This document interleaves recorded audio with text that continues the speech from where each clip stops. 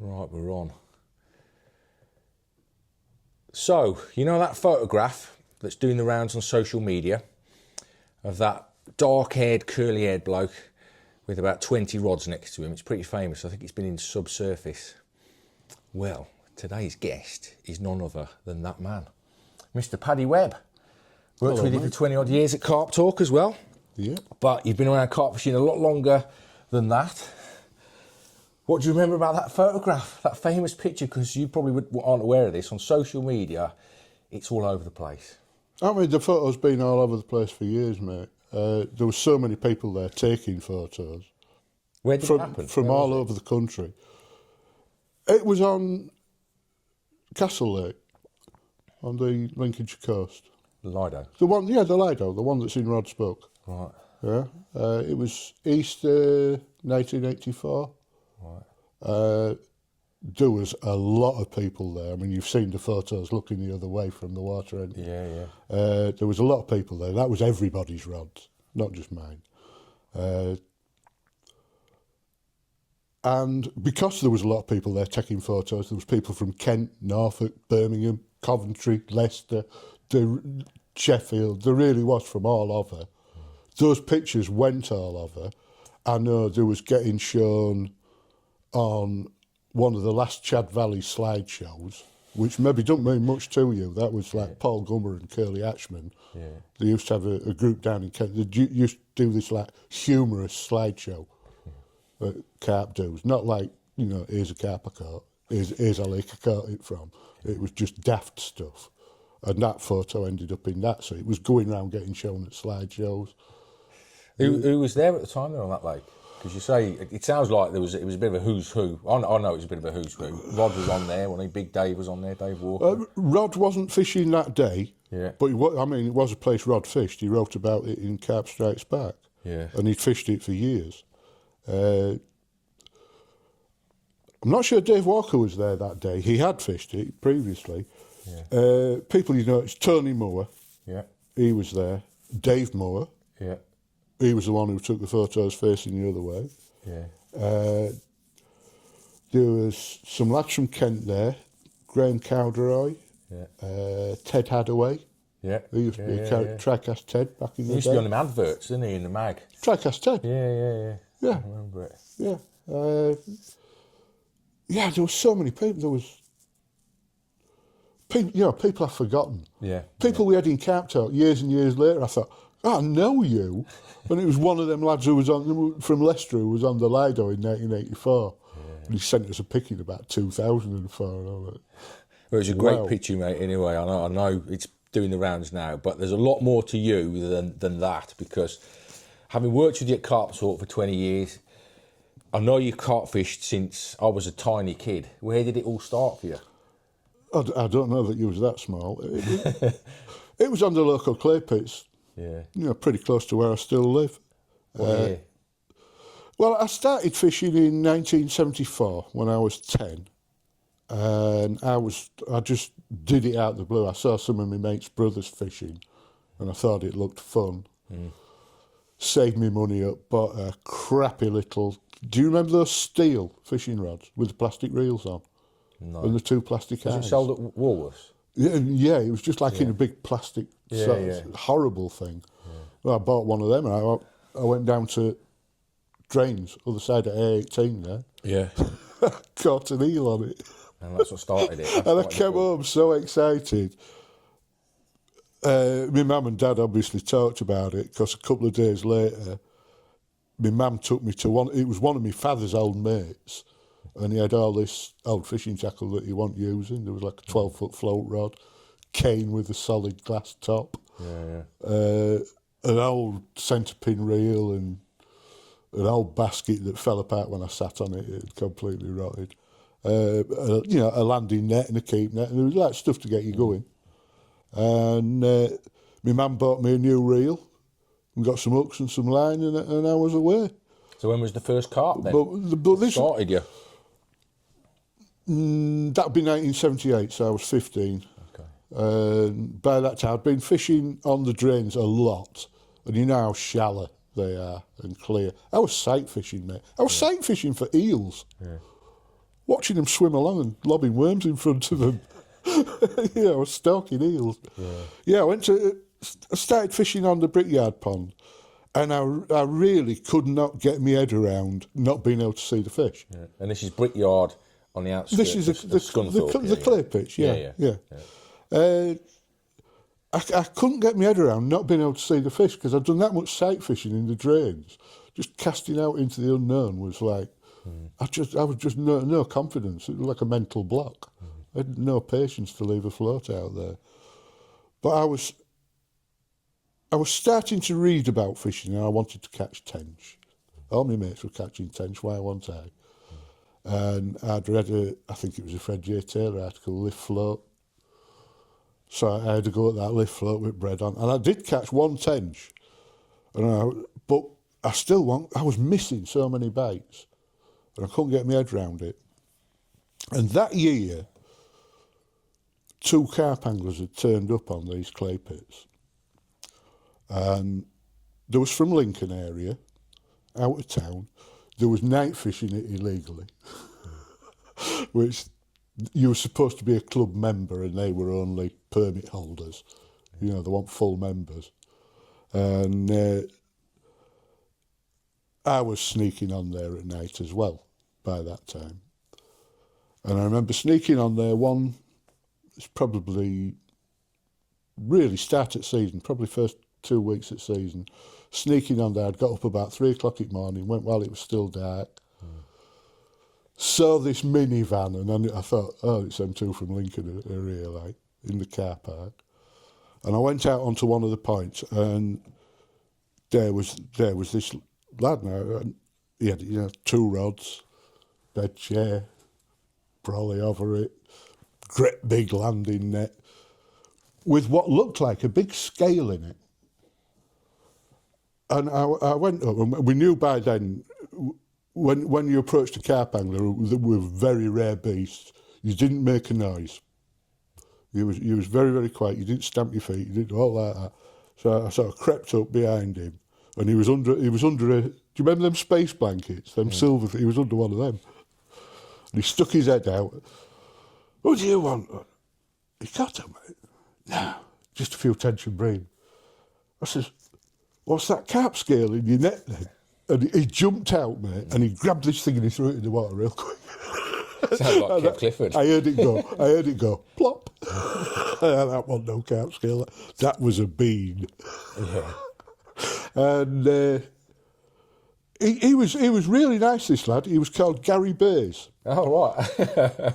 And he was 17, 2 years older than me. I think he was just starting to drive. That's how he was getting it. This is the Gary Bays. Oh, yeah. So there's only one Gary Bays that I know of. Let's be no mistakes about that. And he was really nice. He gave me a bait and butty. And we was talking, and I was telling him about my troubles catching tension. He was, as far as he was concerned, they were a nuisance. And he showed me how to set up like a swan shot link ledger, just a little loop of line with 3 swan shots on it, another swan shot as a stop, and he gave me some size 6 oleander hooks. He gave me about half a dozen of them. He showed me how to tie them on with an half blood knot, proper knot, because I'd just been granny knotting everything, And I went round, and I did as I told, took this tiny piece of bread with all this bloody anchor of an hook sticking out of it, because I'd got size 14s, they were my biggest hooks before then. Lobbed it out, catapulted a few pieces of bread round it, like he'd said, pellets. And like 10 minutes later, silver paper as well, out my fag packet. Silver paper went sailing up, whoomp, tench.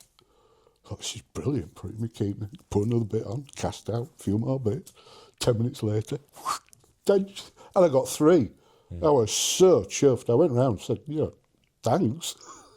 And that was me on my way. As far as I was concerned, I could catch these tench, no problem. But I was intrigued about that bait they was using that was catching so many bream and tench. And there was 2 mates I used to fish with. I was telling them, I said, they're using some sort of bean. And I sort of knew carp anglers used high protein baits. And I knew my mum was getting soya protein for making meals with, because she turned vegetarian at that time. And so I sort of took 2 and 2 together, made 5 soybeans. Where can I get soybeans from, Mum? There was a whole food shop in Scunthorpe, so we went along there and I mean, treasure trove. All these particle baits just laid out, a few pennies per kilo, you know. All you had to do was soak them and boil them. So I bought a load of soybeans, so did my mates. And I went on holiday for a week to Scarborough. And when I came back, my mates just were bursting to tell me about how many tench they'd caught on these soybeans. They were really good. So I had a go. And honestly, it was one of them had said he'd hooked a carp. He'd been busted up by a carp. And I no, you don't hook carp. Even the carp anglers don't hook carp. You know, we're not gonna. And I went one morning real early, got there about 4 o'clock, just before it got light. Lobbed out 1 rod,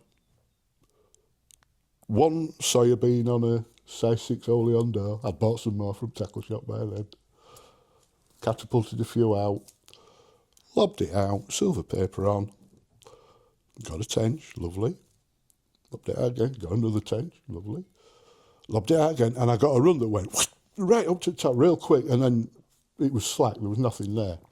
Lobbed it out again, and I took the bail arm off.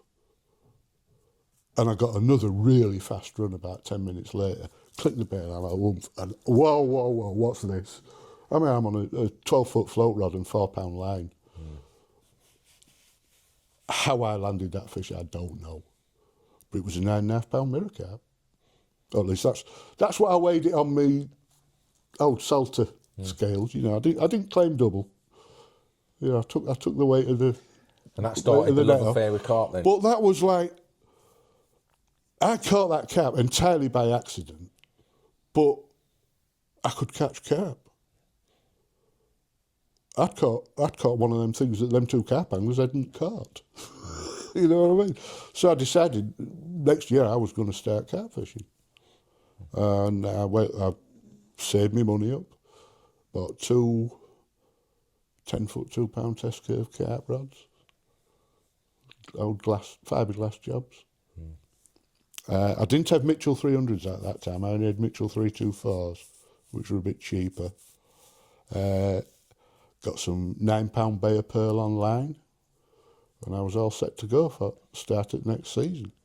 So 79 rolls round. And opening day, I was fishing for tench, and my mate Mackie, who you've seen photos of, he'd been planning to start carp fishing that year anyway. He'd built his own rods, he'd really gone into it. Opening morning, he had a late record, 16.6, on floating crust. Cool, yeah, he just turned up with 1 rod, walked round, 1 rod on the landing net, walked round, caught this fish, had a photo taken on a Polaroid, came round and showed me it. So next day, I was down with my carp rods, and I only had morning because I had an O-level exam that afternoon, and I got my first deliberately caught double, 10-pounder, I think 10 pound 14. Was there a lot of doubles in there then? No, there was probably only around 20, 25 carp in there. Yeah. There weren't that many. And this is the lake, Brickyards. This is the lake that I did a film on many years ago where I caught, there was 2 carp in the lake. One was called Pinky. I think it was probably about 10 years ago on my channel. And that particular lake was famous at the time I was fishing there for originally having a big common in there that ended up going to 38, and Pinky was around about 38 pounds as well. And those fish, when I caught them 10 years ago, was about 50 years old. And we've got some pictures of that fish when it was alive, when Paddy was fishing there. Yeah, I mean... A fish called Pinky and split fin, was it called, the common? Yeah, they didn't have names. Yeah. It was the common with a chunk out of its dorsal. Yeah. And, well, Pinky didn't have a name, it was just a mirror. You know what I mean? The common only got referred because there was only 2 commons in there. Yeah. There was one with a chunk out of its dorsal and the long one, which was actually the smaller one, but it was real long and thin. And the Brickyards eventually be called the Everglades after that was years and years later, and actually where you caught the 2 fish you're referring to, is on the other side of the complex of pits. Yeah. Those fish were in the lake I was fishing, which is like 3 lakes away. Yeah. Across the complex. I can remember you telling me at the time, not at the time, but many before, years later. Yeah, that there's some big fish on that complex that are not getting fished for. I can remember you telling me that at Carp-Talk. And then, coincidentally, a few years later, I remember being in the office and you turned around and was, I know that fish. And there was a guy who sent both of them in. And you recognised them straight away. Yeah. And then as soon as you recognised them, that was when you told me where they were. And that's when I went down and caught it. Them was the 2 fish I told you about. But you caught those? Years before. I mean, I told you about them in 2000, mate. When did you catch them? Probably 2015, I would say. Yeah, 15. Yeah, it was a long time later, wasn't it? It was a lot longer later. I know when I saw them, I thought there was about mid-30, 33 to 36. Yeah. But I didn't believe... I recognised... didn't believe you. It's just that, you know, you hear so many rumours and you just like, you need some evidence. Yeah. And then when I saw... Well, I recognised them straight away. I knew which fish they were. And I said to you, there's 2 mid-30s swimming around and nobody's fishing for them. Yeah. But you'd caught those when they were a lot smaller. Well, I caught... with Pinky, haven't we? I caught Pinky in August 1979 at 13.5 pounds. Was that a PB at the time? And it was a PB. I did the 10 pounder on the 17th of June because I remember it was second day of season. Yeah. And then I had an absolute nightmare fishing with chickpeas. I lost a load of fish to bite-offs. And that was danger of having a bit too much knowledge, really. If I'd have carried on fishing them link ledges, especially down in the blanket weed like we was fishing them, I would not have had them bite-offs because they would have acted as a bolt rig. But because I knew a bit more, I was using, Jim Gibbonson link ledges, 9-inch to your lead, 18-inch hook link. And the bites I was getting was really like twitch, twitch, wobble, wobble, wobble, up a bit, wobble, wobble, wobble, up a bit, wobble, wobble. Yeah. There was just feeding. And I was hooking into these fish, it's a carp, it's off. Reeling it back, no hook, bitten off. Yeah. And I lost, I think, 6 fish and I just stopped using them.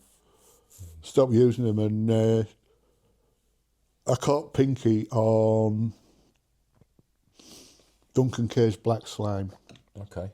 Yeah. I bought some of that from one of the tackle shops in Scunthorpe.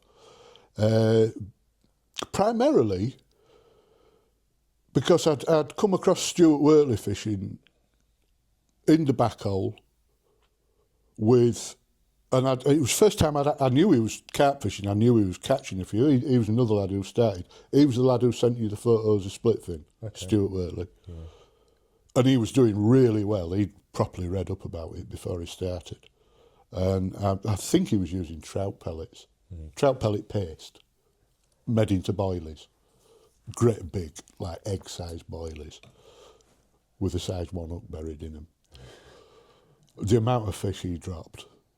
I remember him hooking, having a run, playing this fish for like nearly a minute. It came off. And his hook was still in the middle of the bait, mate. Yeah, but I remember seeing these baits and they smelt fishy, so this is why I think there was trout pellet paste at the time.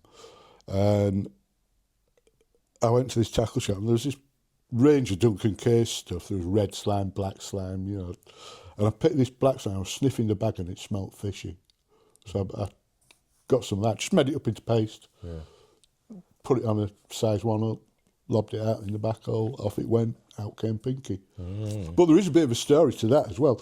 Pinky and the split fin common were mates. They always knocked about together.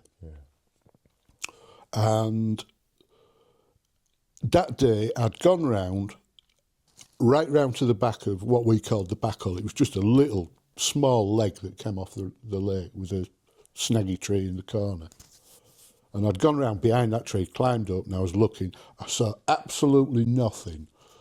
And I heard voices coming down the path. And it was Mackie and another one of his mates. And I heard them laughing. And then this sod, piece of grass with a load of earth attached, just flew over the bushes and landed right next to this snag tree. A big splat. And I said, I know you're here. And they're laughing like hell. And I looked down, and out to investigate the splash came Pinky and the split fin common. That was the tactic to get them out. I mean, yeah, they was definitely not frightened. Yeah, they were curious. So I went round, fished there, lobbed this bait, and I caught Pinky. Just like that. Amazing old fish, mate. It really is. Not just because I caught it was because of how old it was. Both of those fish, you estimated them to be 50 years old or thereabouts, didn't you? Well, the fish were stocked into there in 1968. Yeah. I know that for sure. And they went in at weights from 4 to 8 pounds. So they weren't babies. Yeah. You know, so you can maybe say there was 5 or 6 when they went in. And they lived until, with a common, 2016. 2016, something like that, wasn't it? Yeah. So, and that was getting hotter. They didn't die naturally. So that's a good old age for a carp, that is. Good old age for a carp. Now, I know you fished that lake a lot as you was growing up, but there's a lot more to you than just there. You've caught a lot of fish from all around this area, especially because, you know, back in them days, there weren't that many carp anglers. It was a really hardcore sport. There's a lot more people now that go carp fishing. So where did you go after you went there? Because am I right in thinking you went to a place like Cusworth Hall? Yeah. I started. I was working for British Coal by then, or NCB as it was then, and they sent me to college, and I started in the autumn of 1981, and I met a lad there called Mick Walter, and it turned out we were both carp anglers, so we just spent all day talking about carp. And he knew so many more waters than I did. Obviously, living in Doncaster, he knew every bit of water in the area. And he told me about, Cusworth Park in particular was interesting because it had so many carp in it. Yeah. There's no carp in there at all. I know, they took them all out. Yeah, took them all out. Yeah, years and years ago. Probably because of you guys. Oh, no, it was years and years after. Was it? Well, I'd stopped fishing there, yeah. It was just like, they took them out and put them in Askham Boating Lake. Right. That's where they went. Yeah. So what was in there when you fished on there then in Cusworth Hall? Because it's a lovely little pond. Hundreds of carp. The bred in there, mate. Yeah. There was really, really successful at breeding. So there was a constant stream of little ones coming out. Yeah. Maybe 10 or 15 doubles. Okay. To what size? What was the biggest? When we first went, actually saw Steve Clarkson caught a late record 16-pound common. Yeah. And that fish, I know, in the time I fished there, that fish got up to about 18 pounds. So they weren't big fish, but there was a lot of them. Yeah. Which, compared to fishing the Bricky with maybe only 20 fish in it, it was a treat. Yeah. And we plus the fact in those days, Yorkshire season started 2 weeks before everybody else. Yeah. So we had a couple of weeks fishing on there at Cussy, really nice, caught some nice fish. Then back to the Bricky, and by that time, carp fever had been out. And it was an absolute Bible, incredibly serious and dry, but it was full of some really, really useful information. You just put your wellies next to your bed chair and step-by-step guide on how to get out of a bed chair. Of course I did. Yeah. I didn't have the jumper. Yeah, not like Jules. I want the turtle clone, but yeah, I mean, that's what you did. Yeah. That's the book that started me, Carp Fever. Yeah, I mean, I started using...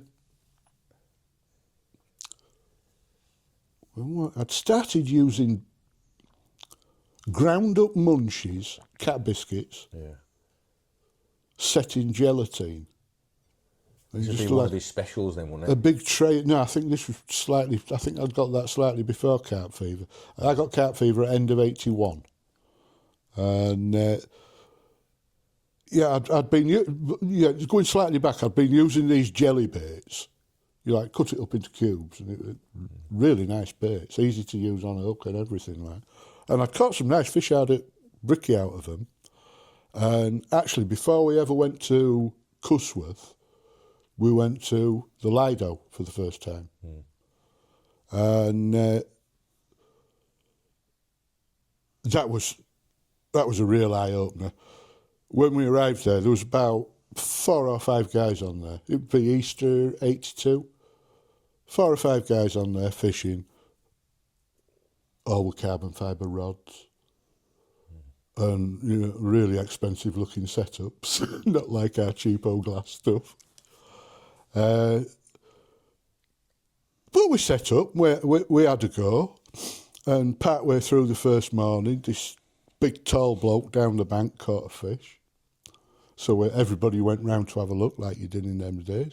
And it was Dave Walker from Sheffield. Big Dave. Yeah. And I think it was his first 20, or it was definitely a personal best for him, and a late record, 23.14. Wow, what a fish. You know, first 20. Is that the biggest carp you've seen? Oh, yeah, by miles. Yeah. By miles, mate. I mean, the biggest I'd seen before that was 14. No, Steve Clark's 16-pounder, maybe. Yeah. Just trying to think at chronology now. But yeah, mid-double was the biggest I'd seen up to there. This was like 10 pound bigger. Wow. And in among this gang of people who gathered to have a look at Dave's fish was Gary Bays. I said, hello, Gary. He said, what the fuck are you doing here? What? I'm carp fishing. Oh, that's all we fucking need. And he stomped off. And there's like all this gang of people that are looking at him, looking at me, fucking hell. Just didn't get that at all. Because he'd been so nice to me the last time I'd seen him 4 years earlier. Yeah. Didn't get it. But, you know, folk are folk, aren't they? Yeah. Carp anglers in them days and all. Yeah.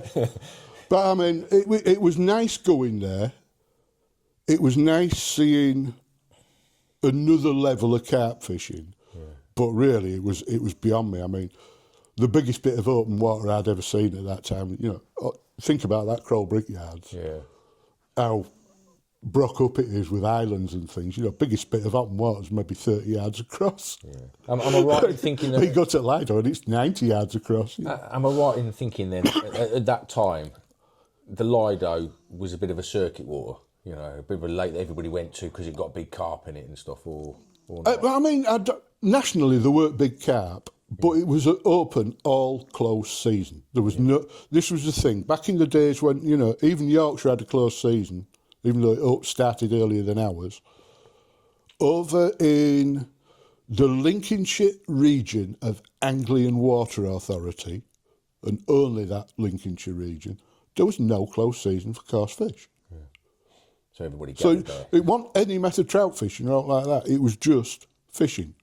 Perfectly legal fishing in the spring, yeah? Yeah. And which was what attracted people. So that first session I was there was Dave Moore and Russ Brown from Sheffield. There was Paul Gummer and Curly Hatchman from Kent. Yeah. Good old drive. Yeah, I mean, they were Hutch's mates. That's how they knew it. There was Brian Hankins there. There was Gary Bates. There was a couple of other local lads. And me and Mackie. So, you know, there was people from all over the country going there. So when did you first bump into Rod? On there? On that lake? Oh, it was a year later. On that lake? Yeah, that would be a year later. Did he just explain to us now, Pad, about Rod? Because Rod, to my generation, you know, he's like the god of carp fishing. What was he like when you... Was he like that at that time? Because, you know, he's a few years before me meeting him. It's jumping forward a bit. It was like the following year that I actually met him. Yeah. I was... Did he have that aura around him? Like Rod Hutchinson? Yeah, I was fishing on the caravan bank of the Lido, which is like the opposite bank as you come in, right in the middle of the lake, and some fish started jumping in this bay to my right. So I immediately packed up, got on these fish, and as I was taking my rod rests out, this car pulled up opposite, and it was Rod. And he like set up dead opposite and more or less he just cast stringers where my baits had been. I'd gone round into this bay and I was setting up and I heard Rod's buzzer go. Yeah, I've done the right trick here, and I got set up and I heard his buzzer go again. Went round to see him. And I said, I was just fishing here, and I saw fishing jumping in that bay, so I went and set up on them. How come you're catching them here? And he went, when it's like these conditions like this, they don't spend long in that bay. And if you see them rolling there, they're feeding there. If you see them jumping there, they're on the way out here. And he just knew the lake like the back of his hand. Yeah. And he had another 2 fish while I was sat talking to him. Yeah. He had 4 in about an hour. Was he doing anything different to you, or do you he was just his knowledge of carp in that lake? He was casting stringers out onto spots that he knew the carp would feed. And to be honest, I wasn't far off. I mean, you're talking about... He was definitely fishing over my freebies. Yeah. You know what I mean? Then he left. Yeah. We'd both been casting to the middle of the lake from opposite sides, you know. Yeah. But he just knew... He'd fished it for so long, he just knew the lake intimately. And he knew what the fish would be doing in different conditions. And he was using stringers of protein mix, which was his 1982 bait. But he was baiting up. He started firing bait down the lake, like 100 yards away down the lake. Yeah. And then some down in this mountain, but none where he was fishing. I said, what are you putting bait there for? He said, oh, this is next year's bait. I'm just baiting up with it. Fire it all over. But, you know, don't want to disturb where I'm fishing. You know? Yeah, it's obvious. It's obvious, really. You know, you can bait up with another bait while you're fishing. You just don't put it where you're fishing. You put it where the fish are going to be, where they're going to find it later, you know. But it was stuff you'd never thought. And that was just like, sat with him for 10 minutes. Did he have that aura about him, though, at the time? Were people like saying, oh, it's Rod Hutchinson, or didn't that kind of exist back in the days? He had a reputation of being a very, very competent carp angler. And, yeah, I saw that. Like I say, he came for an hour, he had 4 fish out. I had not caught anything in 2 days. That happens, though, doesn't it? But that's a product of being a good carp angler and knowing the lake intimately. Yeah. But also, he had a reputation of being an absolute tramp. He was when I met him. I mean, the rods he was fishing with all had rings taped on with electrician's tape. The rod guides. He had a front buzzer bar in, and his back buzzer bar was a sunblessed bread basket out of his boot. Just sat on the concrete. You know, it was... Yeah, his tackle was nothing. I mean, it was good stuff. They were Spiralite rods he was using, and he was just testing a ring spacing out, you know, but he wasn't going to whip them on. He'd just have them taped on first, and it worked for the, you know. Yeah. It definitely worked, but yeah, looking at it, you just thought, what the... Especially when you saw everybody else with their immaculate tackle. Yeah. The rod that I knew was like that, mate. You know, when I got to know him a few years later. Yeah, I mean, he knew what mattered. What mattered was the bait and the rig, and pretty much, and mainly the bait. Yeah. And the location, and that, you know, as long as line was good. So after the Lido then? Or not necessarily after Lido, we had that brief interlude on the Lido, didn't catch anything, felt totally out of my depth. Yeah. Went on to Cussy, really enjoyed that, even though the fish were only small, really enjoyed catching those, because it was fun. And took Bev there as well. I mean, we was just using tench rods. Yeah. You know, 1 1/4 pound test curve rod. This is Bevy's wife, by the way. Yeah, and 6 pound line, yeah. He calls him Patrick. Yeah. Well, yeah, I should say I met Bev in 1981 in the close season. Yeah. And my mates were telling her, don't get attached, he's going to disappear in the middle of June. Why? Because he goes fishing. Well, I'll go with him then. And I was, what, really? And she did. And then she said, I want a fishing rod. So she started fishing. And it just... And to be fair... It was really unusual to see it. Yeah, I mean, there was lady anglers, and there's always been lady anglers in carp fishing. I mean, think of Mayberth Jones. Yeah. You know, but there certainly were in very much a minority. And yeah, she caught her first carp from Cussy in 1982. I can imagine most of the carp lads in the area then used to gather around your bivvy, with Bev being around. Oh, yeah, she was... She was good eye candy, wasn't she? She was a magnet for carp anglers, yeah. Yeah. It was, you know, it was an edge. People would come and talk to you, and talking to you, they'd tell you stuff, you know. Yeah. Where if it was me going up to them on my own, no chance. Yeah, I remember seeing lots of pictures of Bev in the early mags as well. Oh yeah, and you even had your daughter on one of the covers of the mags. Well, yeah, early Carp World as well. But yeah, that's many years later. Steffi made it onto a magazine cover before I did, mate. Oh, that famous picture on the cover of Carp World. So Cussy Hall then, obviously. You know, I mean, now it's got no carp in it whatsoever. When did they take the carp out? Do you know? I think it was late 90s or early 2000s. Right. Yeah. There's literally nothing, no carp in there. Yeah, at all no, now. I walk around it regularly. They completely electrofished it, got everything out. Yeah. And what did they do with the carp? Where did they move them to? Askham Boating Lake. Okay. Well, some of them went into Askham Boating Lake. I know that for sure. I don't know if any went elsewhere. I think there's carp in there now. That Askham too. Because I mean, near 40. Let's be right. It was one of them places that produced so many carp, and they bred in there that they were taken and put all over the place. I'm sure there's a common in Askham now that's about 37, 38 pound. It could well be the close to 40. Could well be the one from Cussy. Yeah. Because you know, give them time, they'll grow. Give them the conditions, they'll grow. Those Cusworth fish got taken all over the place. They're all round Doncaster. All round Doncaster. And they've grown into some nice fish as well.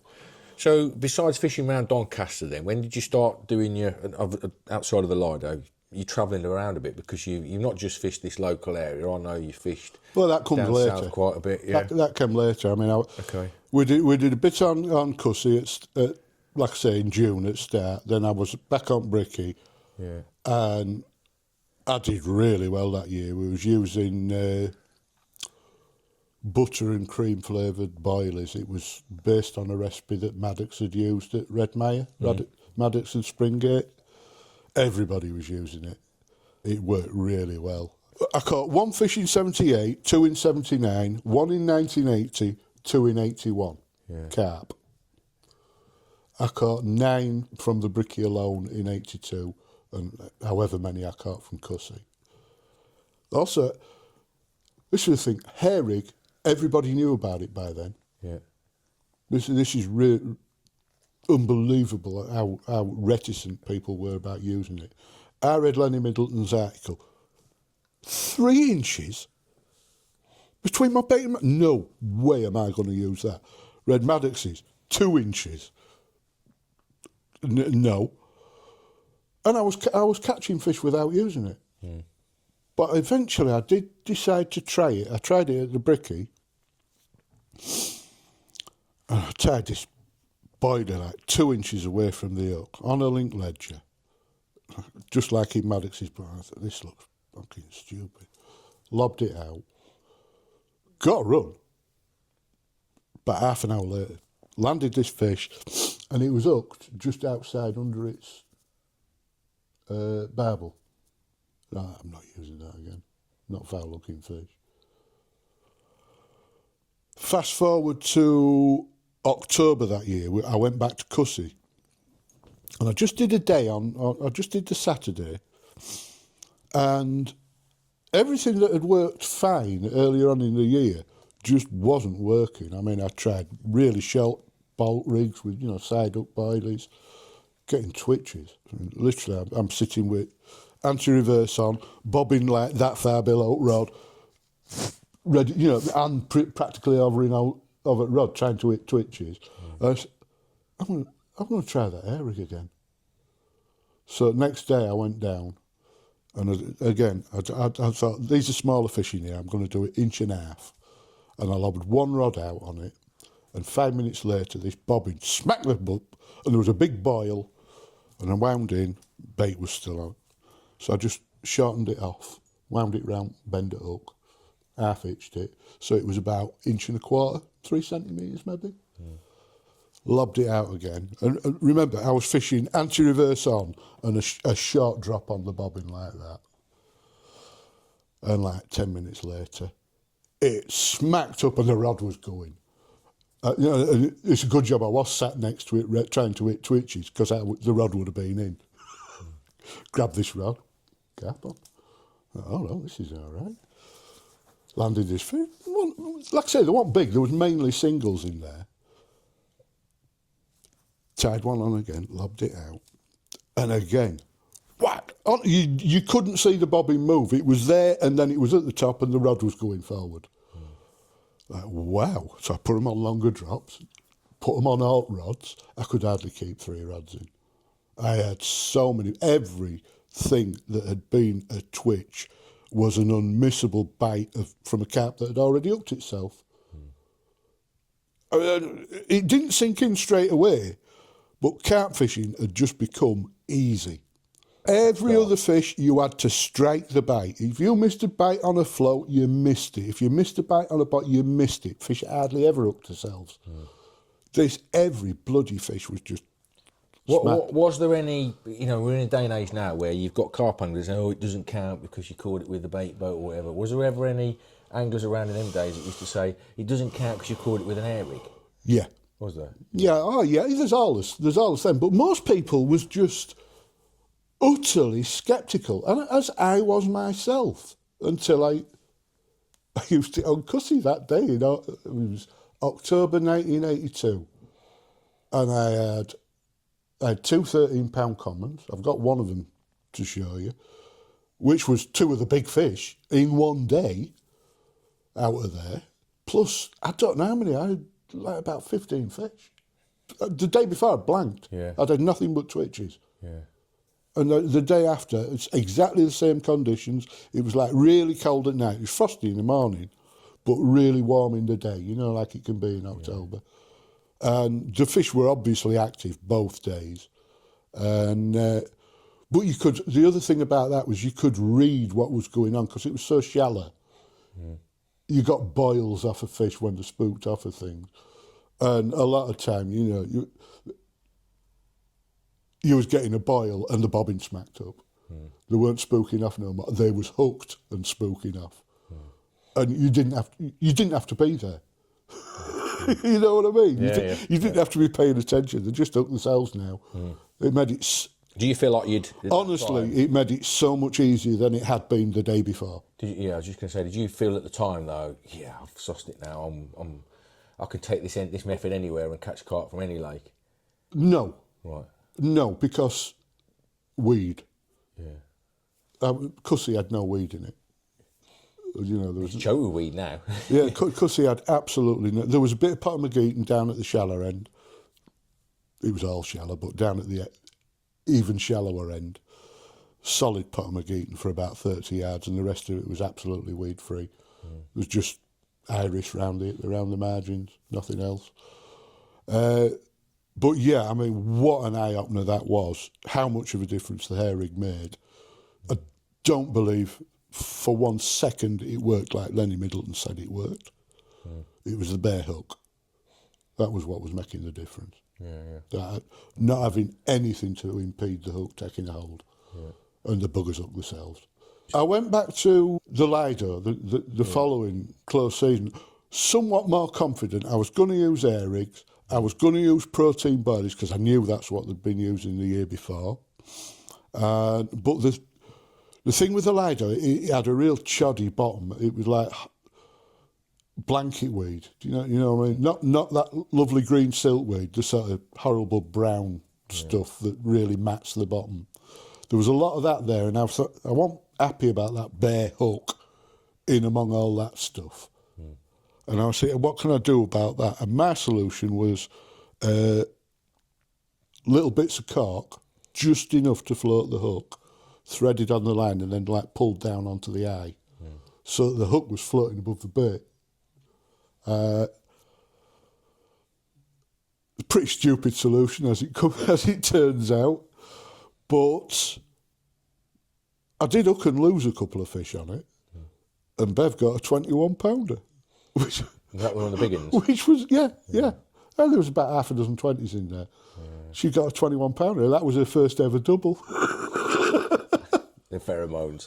Yeah, well, whatever. Yeah. Whatever. But yeah, she caught that. Completely blitzed my personal best, which was about 14.5 pound at the time. So when did you catch your first 20? That was another water the following year. Later on in '83, actually. Yeah. But that was the spring that Carp Strike Back came out, Rod Hutchinson's book. And I actually bought it on my way to fish at the Lido. So I was sat reading about fishing at the Lido while I was fishing at the Lido. Was Rod on the lake as well? No, Rod was in his shop. And I mean, what a fantastic book that was. I mean, it was a reaction to carp fever. Absolutely a reaction to carp fever, because carp fever was so straight-laced and serious. Totally different characters. Yeah, where Rod's was just hilarious from the start. You know, I mean, that glossary of definitions. A glass of beer, plural of a glass of beer, meaning many glasses of beer. Rod all over. Yeah, no, I mean, it sums him up. Yeah. Enjoy the hops along the way. So yeah, this was like 2 close seasons now I'd done on the Lido, and even though I'd hooked and lost a couple and our last had had a 20, I was still struggling on there. And but it was starting to be a bit of a nice scene. You could ignore Gary Bays and a couple of the other local lads, but Brian was lovely, Rod was lovely. Brian Hankins, that Brian Hankins, yeah. Little Brian. Andy Goldsborough. Yeah. He was a nice bloke. Still doing it now, Andy? Yeah, Dave Walker was always a good laugh. Yeah. We used to see him in the Bay Horse pub in the village at night. You know, we used to go there for a meal. Because Lido was day-only fishing. It was on a caravan park, day only. We used to go fish from first light till sunset, go get a meal at Bay Horse. And then, this is one of the strokes I pulled. We used to kip in the clubhouse on the Cyprianids Lake next door to Lido. We used to just turn the lights off, drive in there, get in the clubhouse, bed, chair, sleeping bag, stay there till just before first light. And then, because it was right next door to the Lido. Yeah. It was like a little club lake. Yeah. So yeah, we just kipped in their clubhouse. Didn't do any damage, but just took advantage of the shelter. I actually referenced you last week when I was introducing this piece as one of the biggest stroke pullers in the north, because in a humorous way, you have got that reputation. Yeah. Well, we'll get into that. There was one night we were sat at Bay Horse and it was like late on in close season, sort of May time. Me, Bev, and one of my mates who was there. And door opened and Bob Davis walked in. What, the Bob Davis? From Savay? The Bob Davis walked in. Yeah, big Bob. Followed by the Bruce Ashby. Yeah. Yeah. Followed by the Bob Baker. Yeah. Followed by the Richie MacDonald, the Zena Bodgko, the Rod Hutchinson, who turned round and went, "That's Carp Corner, lads." Like they all looked at Bev and straight over. There was like Roger and Bob Jones, who we used to fish with before he fished with Kerry, Bob the Rod. Yeah.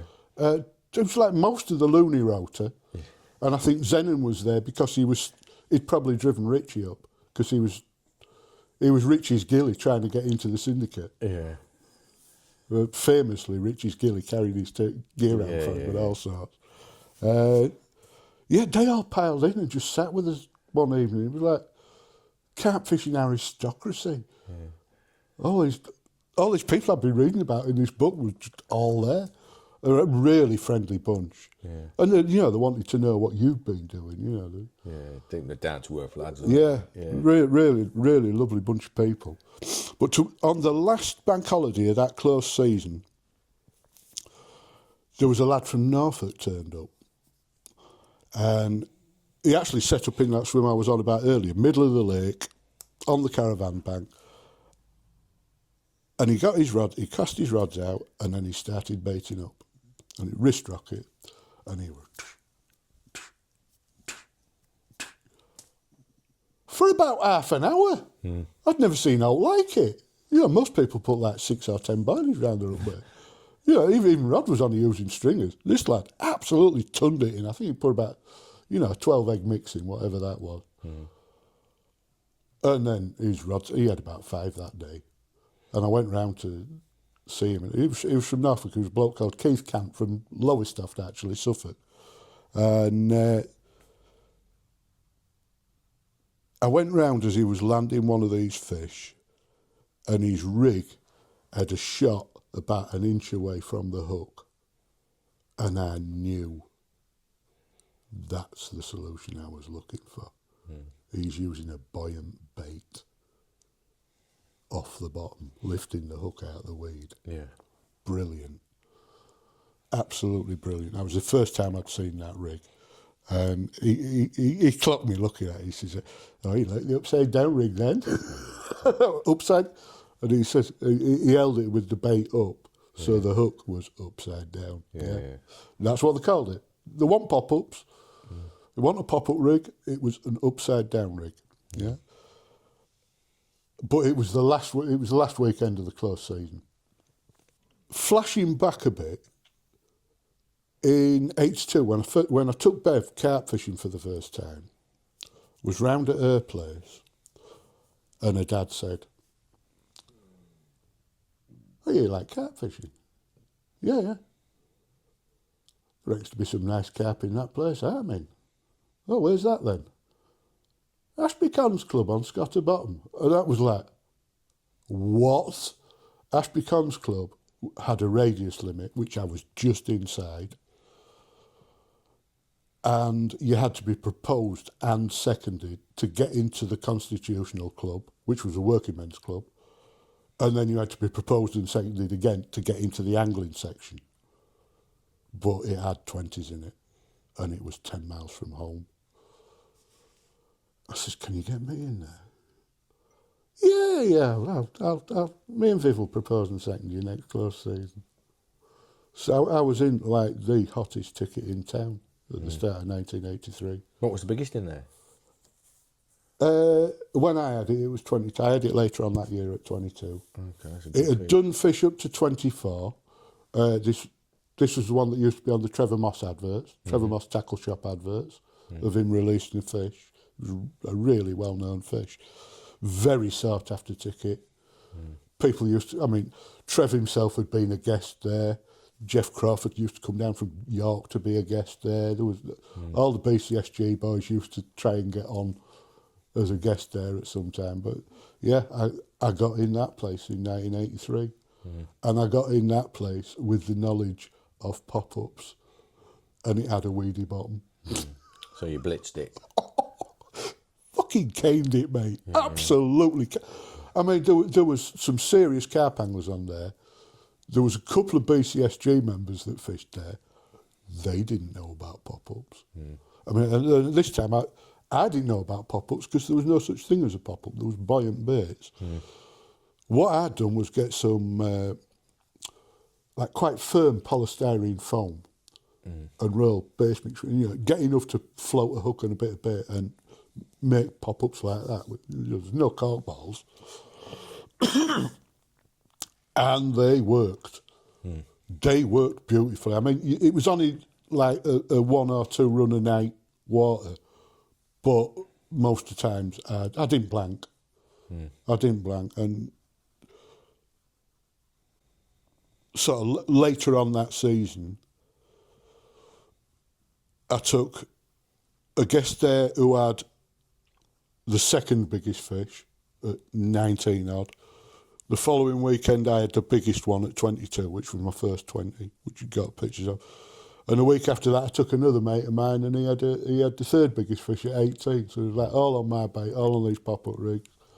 And the other boys just did not know. And honestly, I'd gone in like less than a year from never having used a hair rig to being well ahead of the curve on rigs. Because pop-ups weren't even in Carp Strikes Back. He had a buoyant bait straight off the lead and he had a buoyant bait on the surface straight off the lead. He did not have that little shot underneath the hook pop-up rig. So yeah, it just got me...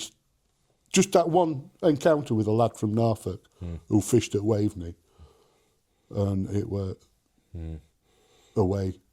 So when did you get on Waveney? What year was that? That was 83 as well. 83. Well, Waveney was like... It was the most famous commercial carp fishery in the country. Is this D&E Lake he was on? Actually, I fished Sea Lake first. Yeah. But it was like, I suppose, linear fisheries is these days, Yeah. but on a smaller scale. But there was people from all over the country who'd been there. Hutchie had fished there. Maddox and Lenny had developed the Airig there, among other places. You know, there was pictures of Waveney Valley carp in all the carp books and magazines. It was bloody expensive. I remember I went down, me and Bev went in July 1983. We went for 4 nights, and it was, I think it was bloody, I think it cost us about 40 quid for that. It was really expensive. What was in there, though? There were 30s, weren't there? Oh, there was 30s in D&E Lake. Yeah. There was big 20s in all the other lakes. We got down there, July, red hot, absolutely packed, mate. There wasn't a swim free anywhere on the complex. But there was a swim on Sea Lake that had this bloody great diesel pump sucking water out and just spitting it out to oxygenate the lake because it was red hot, and Sea Lake had massive trees all around it. And it was in what had been a caravan place, and no caravan there now. And this van came round with Waveney Valley Lakes on the side of it. And this youth got out who was about my age. And I says, any chance of fishing in that swim where pump is? And he went, you're joking. I said, come on, I'll give you $5 if you let me fish. And he laughed like hell. It was only Martin Simons, the owner's son, who, you know, that was loaded. Yeah. So I thought of trying to bribe him with a $5. He just laughed like hell. He says, if you can stand the noise, you can fish there.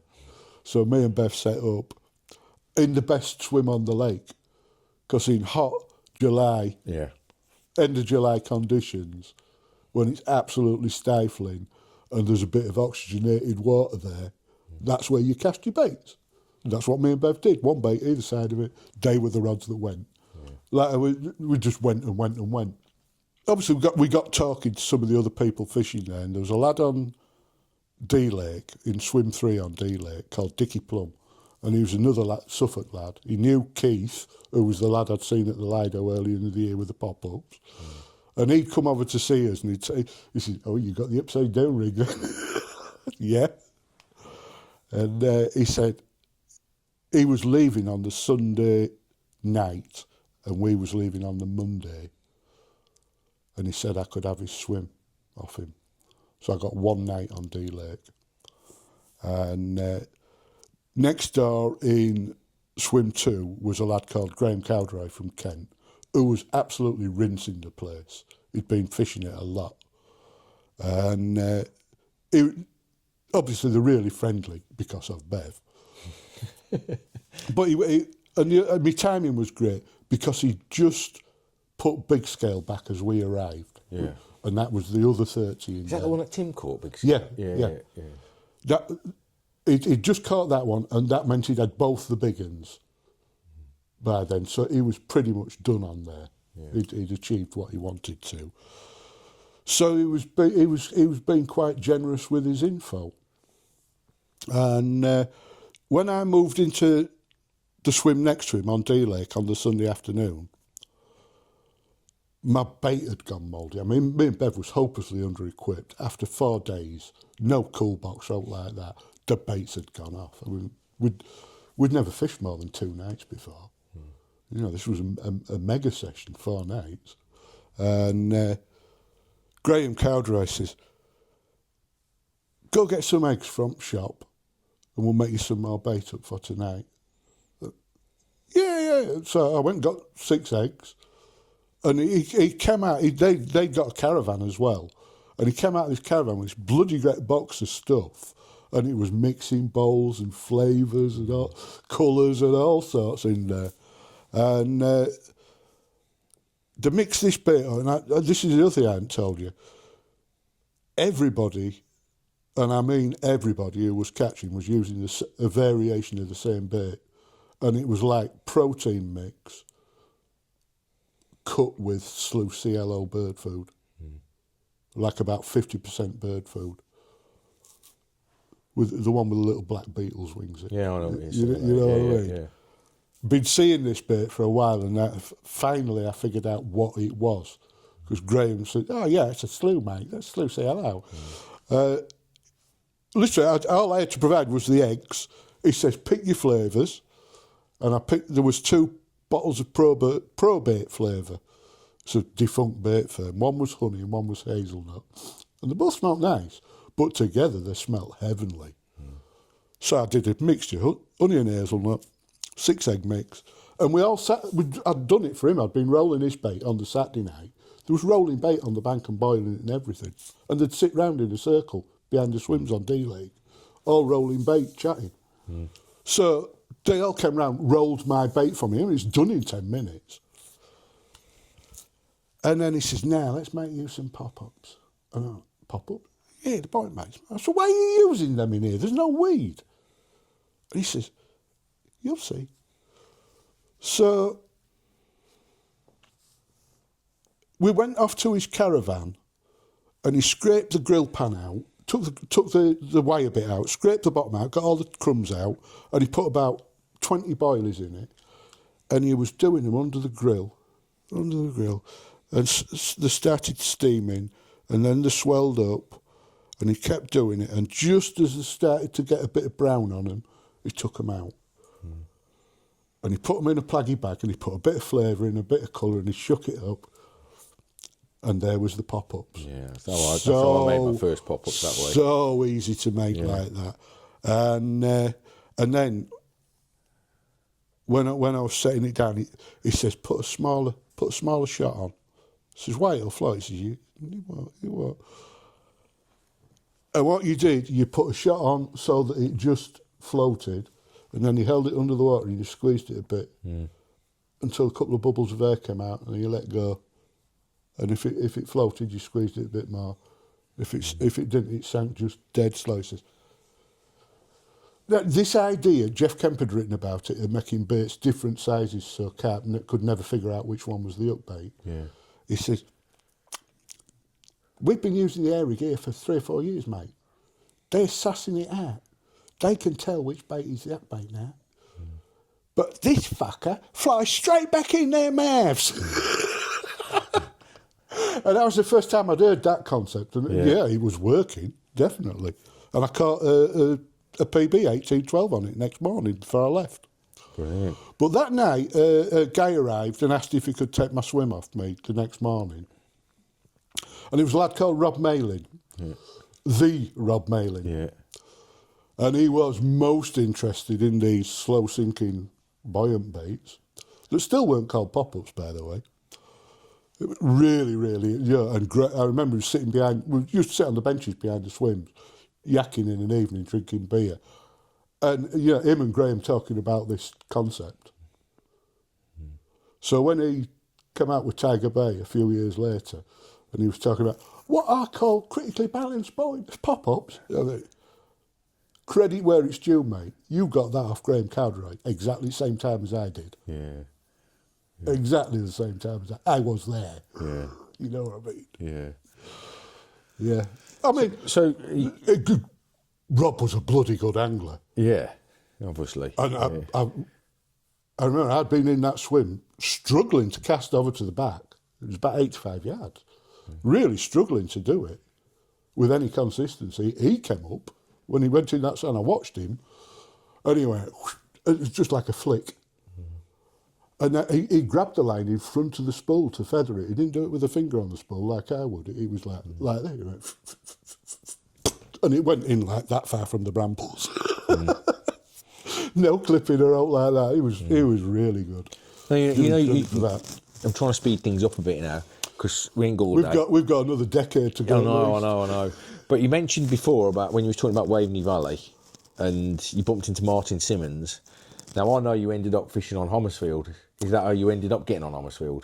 Was Martin the owner there, or his dad the owner? Yeah, Norman and Martin owned. Actually, you could fish Homersfield on the same basis. Right, that year. You could. Yeah. It was exactly the same price as Waveney. Yeah. I didn't know that. I could have actually gone there when Waveney was full. Yeah. You know, instead of sitting in that swim with a bloody diesel engine chugging away in my lug. It was worth it, but... Yeah. Damaged hearing, definitely. So on Homersfield then, was that where you met Jeff Crawford? No, I met Jeff in the close season of 1983 at a CAA meeting in York. Oh, okay. Yeah. First time I met him, and then again I saw him as a guest on the Cons Club. Yeah. He came down and fished a couple of guest sessions on there, and then we went back to Waveney in September, and it was quite unplanned, but the Northern Anglers took over Waveney D Lake. There was Jeff in 1, Dave Moore in 2, me in 3, Bev in 4, and Dave's mate Les was in the first swim on E Lake. Mm-hmm. Everybody, like, they was from Rotherham and Sheffield, Jeff from York, me and Bev from Scunny, you know. I bet it was a good social then, wasn't it? Oh, yeah, we were really good. We didn't catch a lot. I mean, I didn't fish Waveney very much at all, but I learnt so much there. Yeah. You know, especially that first... Oh, the other thing, the first session, was the boat. Graham took me out.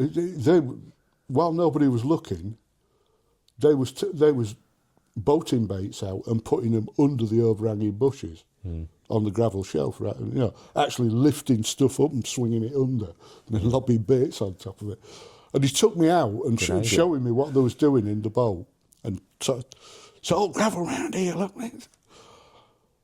And he had his mate setting the rod up for him while he was dropping the bait, and he actually got a bite before he got back to the bank. Yeah. You know, it was that effective, and I think I did put mine out with a boat that night, and I caught a small one on it. But the next morning, I actually cast out and caught the 18. But yeah, when I went back in September, the boat was all battened down under tarpaulin, pegged down. So, oh shit! Because I'd thought, you know, I'm going to use that again.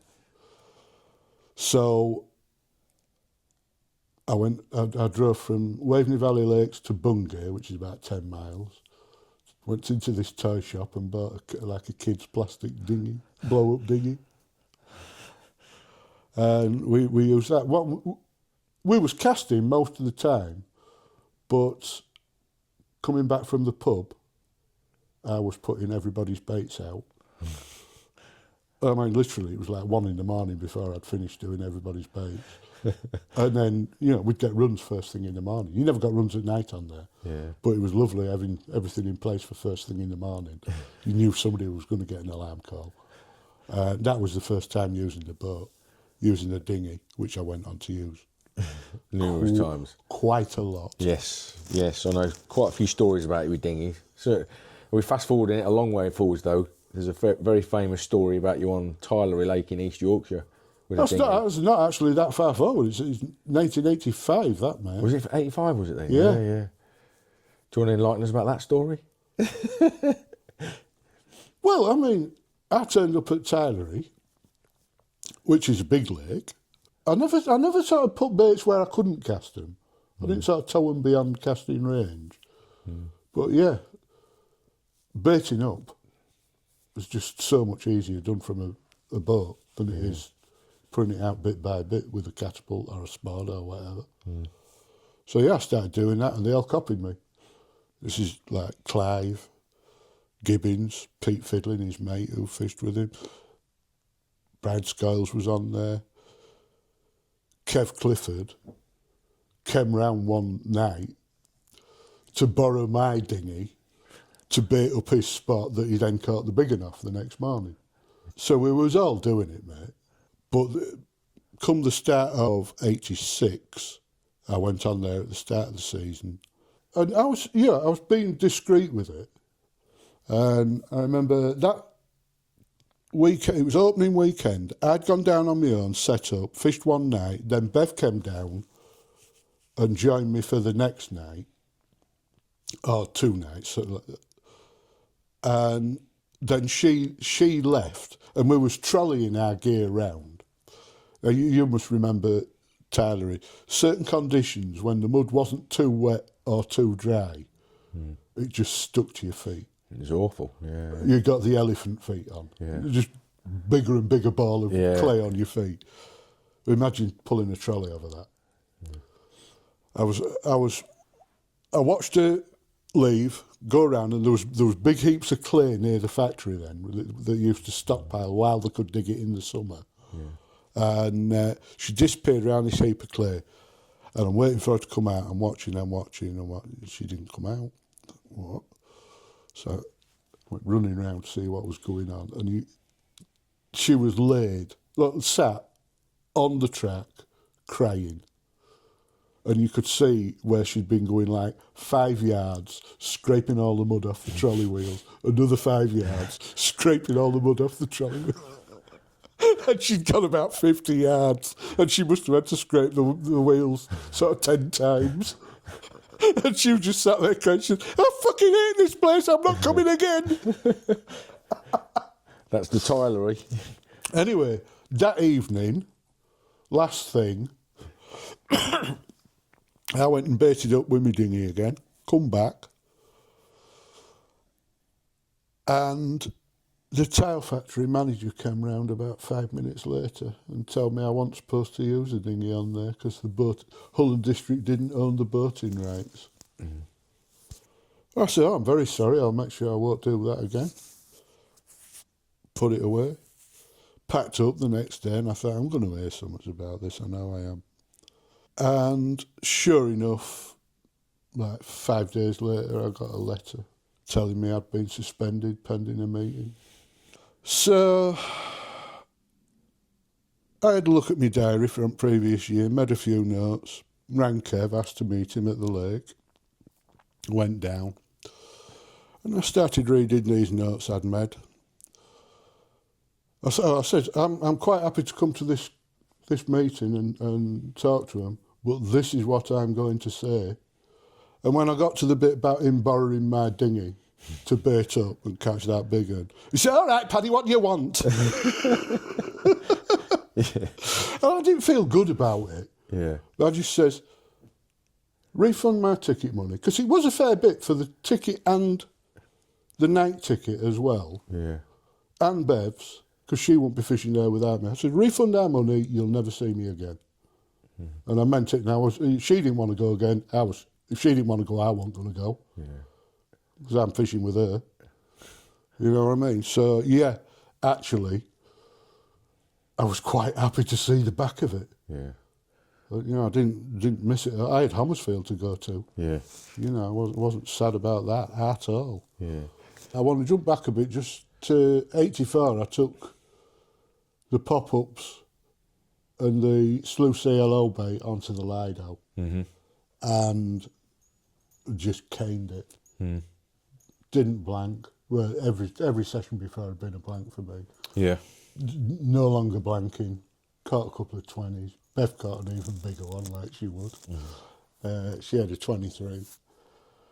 And that Easter, the previous Easter, there was people who used to come from all over. We'd had lads up from Kent. We'd had Ted Hadaway, Bill Walford, and was it Mark Williams? Bill and Mark, who used to run the Kent Carp Society. Yeah. Yeah, them two had been up at the Easter. We used to get loads of people come up at Easter from all over the country.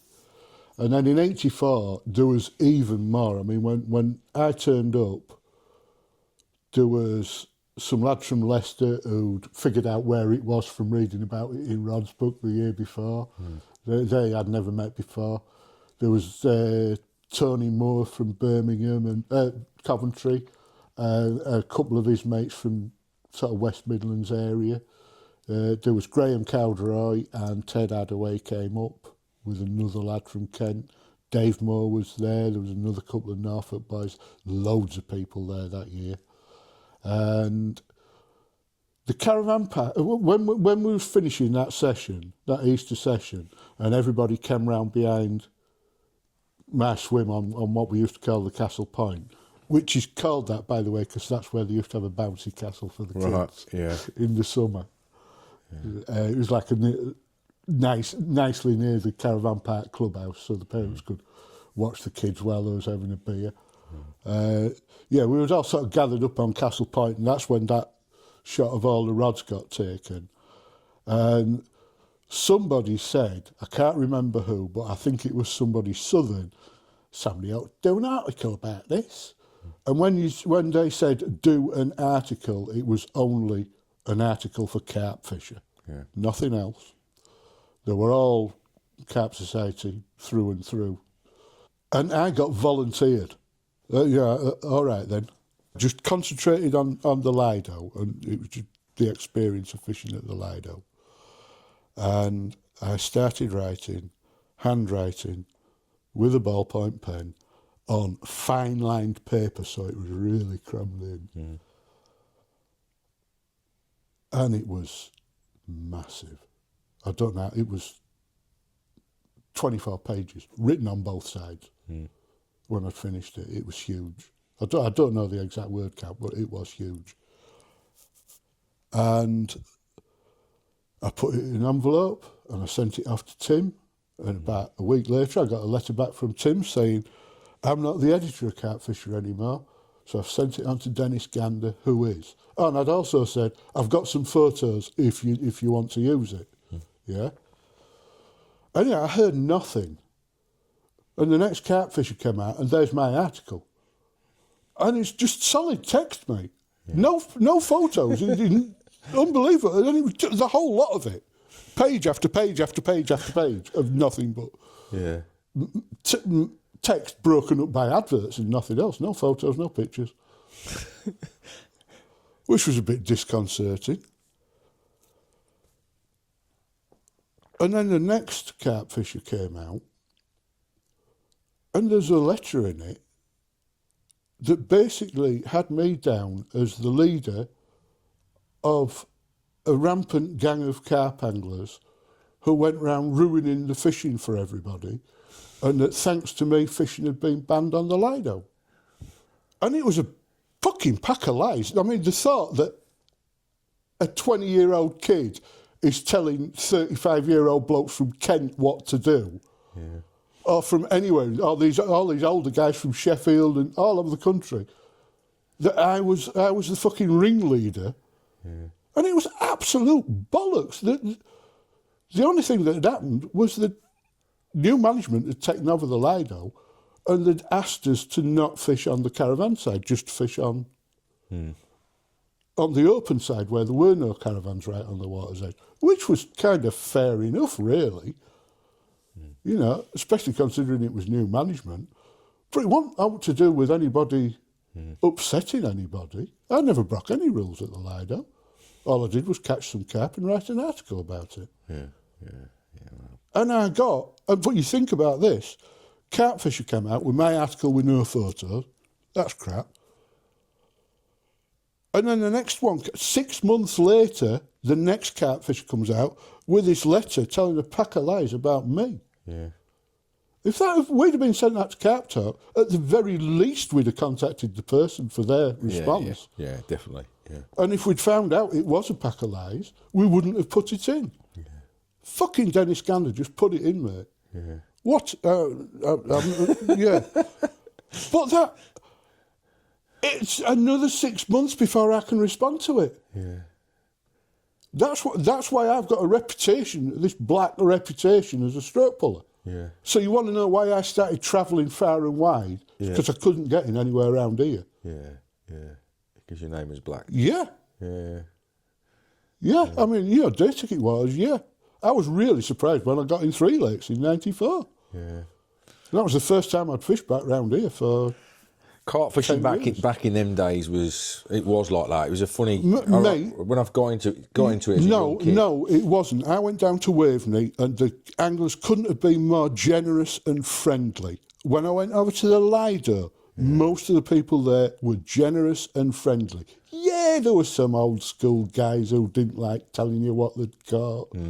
You know, I mean, Dave Walker was one of them. If you hadn't been there to see him catch that big one out of there, he'd have denied it altogether. You know, his mate Russ, a couple of weekends later, me and Mackie was fishing on the Sips. This is way back in '82. We was fishing on the Sips next door, and Mackie went for a walk round the Lido, and he saw Dave's mate Russ catch the one they called Quasi at 19.5. We saw him in the pub later that night. I said, he obviously didn't realise I was with Mackie because I saw him at the bar and I said, "You know then?" He went, "No, fuck all day." And then I went and sat with Mackie and I said, "Look at him." I knew he'd been sussed.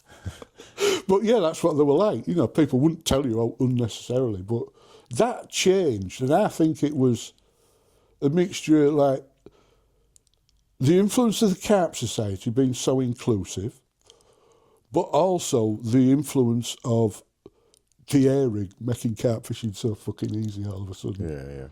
Yeah. Really. Because the difference was stark from pre-hair rig to hair rig days. As a kid coming into it around that time, I found carp fishing difficult because no one would tell me anything. As a young kid, it was all secretive. Yeah. They wouldn't tell you anything. No one would help you, and there was an elitism in carp fishing, and I didn't like it. But I kept going. I kept pursuing it, and it was changing, and it did change, and that's when I started to really enjoy it more. But I mean, up here especially, I mean, down south people were far more advanced in the carp fishing. People who'd fished at Waveney and Darrenth and places like that, they'd all been using the air rig for 3 years at least. Yeah. You know, where we was only... I used it at the end of 82. Yeah. And I know... that was where I met Mark Hopcroft. I never told you that. While I was having all this mad action, Mark's round the corner on the damn wall, scratching his head. And he came round and he said, "What are you doing?" And I showed him a bait. And I said, and I didn't hide what I was doing. Yeah. But he was like looking at this bait and sniffing it. He wasn't watching me tying this bait on. Yeah. And then I says, "Right, look at that rig." as I got ready to cast, I says, "Look at that rig." And I held it back there for a few seconds and cast it out. And he went, "That bait wants on your hook." Yeah. So I told him about it. And he went round and he tried it, and obviously off it went. So when did you start going to Horseshoe and Vauxhall Lake and things like that? Let's get onto that. Because they're down south. You went down there. Both of them were really famous lakes. The first one, the syndicate I joined was Homersfield, which was lovely, and it was a very, very prolific one. He never answers a question, does he? He goes off on something. No, this leads on. It really does. First year on Homersfield, I noticed that if you could get on where the fish were, you could just fish for like one fish at a time and catch a lot of fish. Because of the way the lake was broke up with islands and that, there was usually a few swims that could get onto an area, but if you couldn't get in one of those swims and you wanted to pull fish away, draw them in, you needed a lot of bait to get them there and hold them there. And 85, I was still recovering from the miners' strike. It had only finished in March. You know, I was skint, penniless. And I was looking at these guys putting all that bait in. And yeah, when I could get on the fish, I was catching, but when I couldn't get on them, I couldn't afford to pull them to me. You know, there was like Graham Cowdery was putting 10 kilos of boilies in a day. I couldn't afford to do that.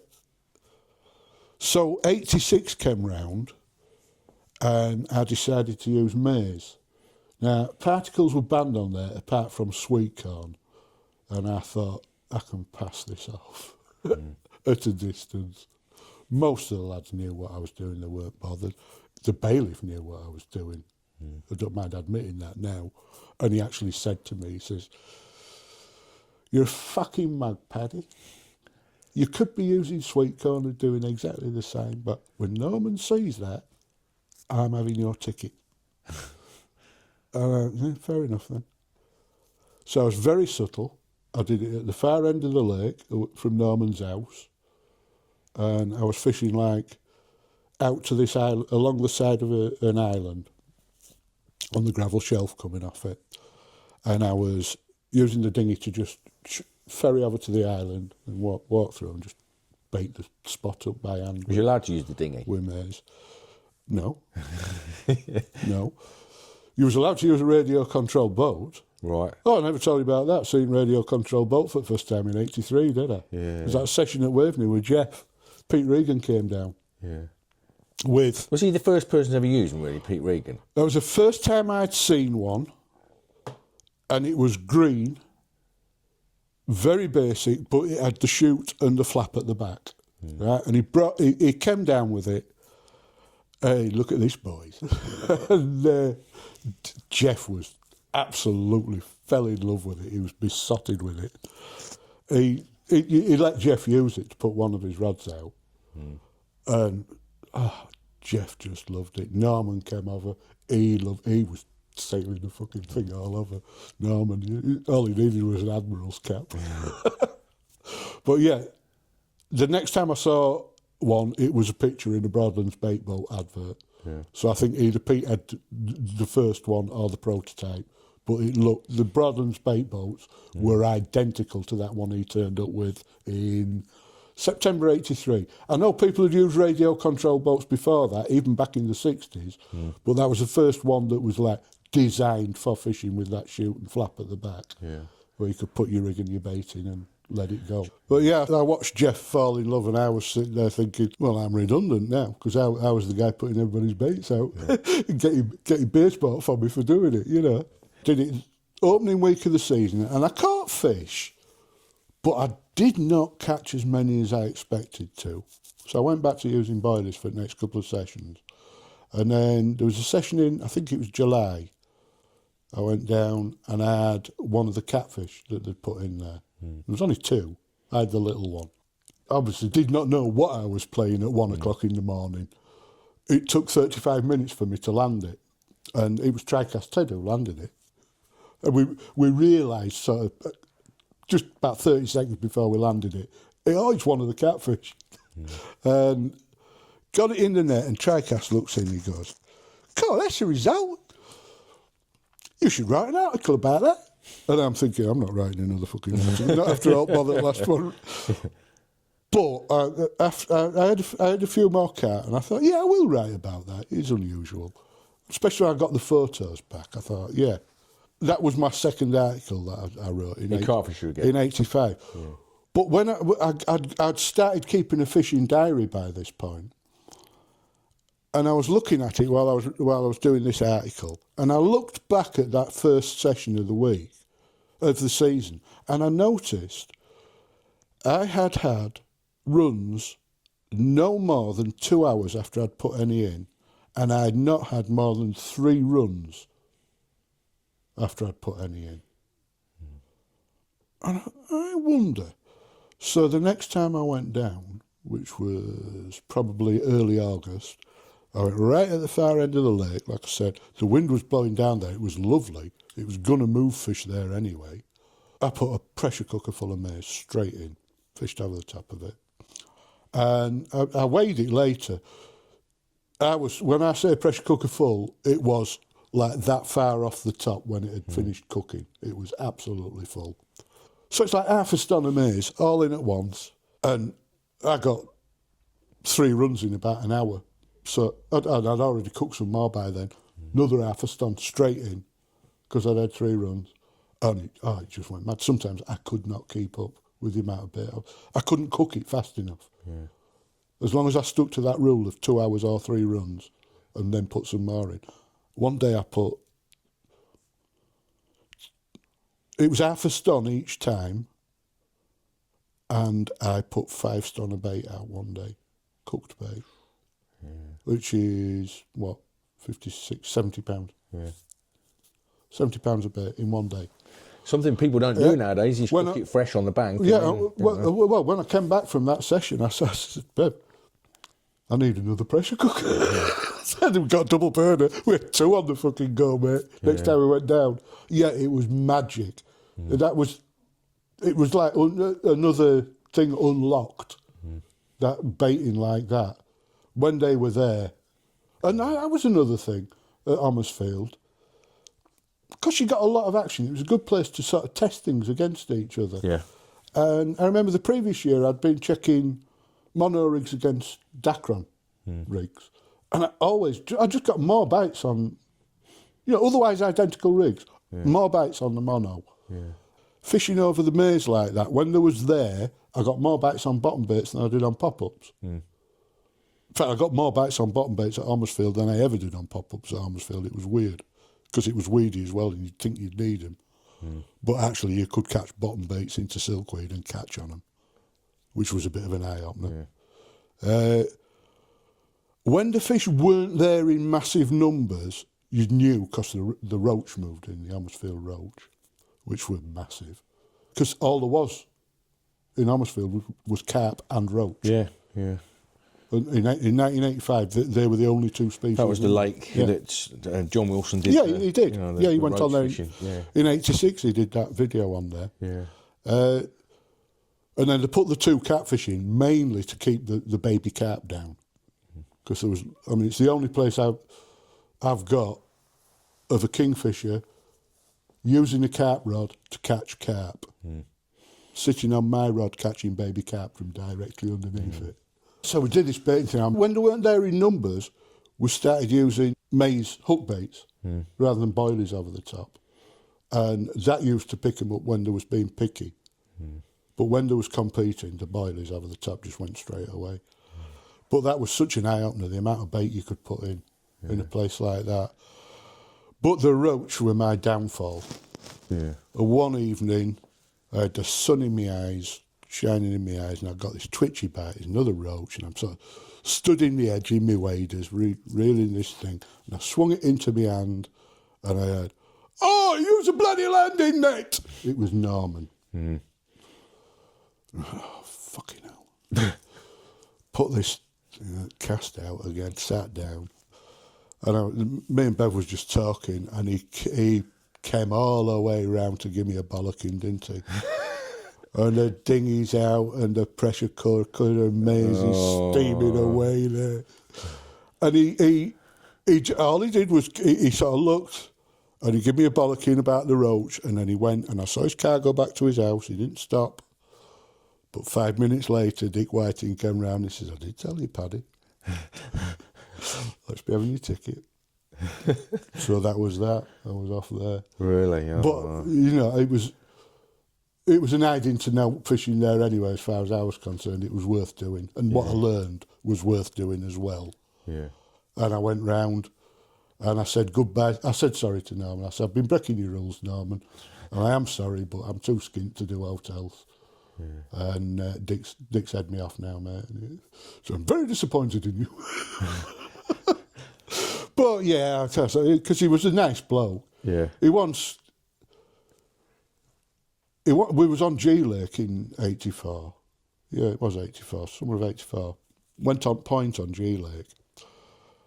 And honestly, the trees on the other side, it was just like a spider web of line. Hanging in the trees and in the water.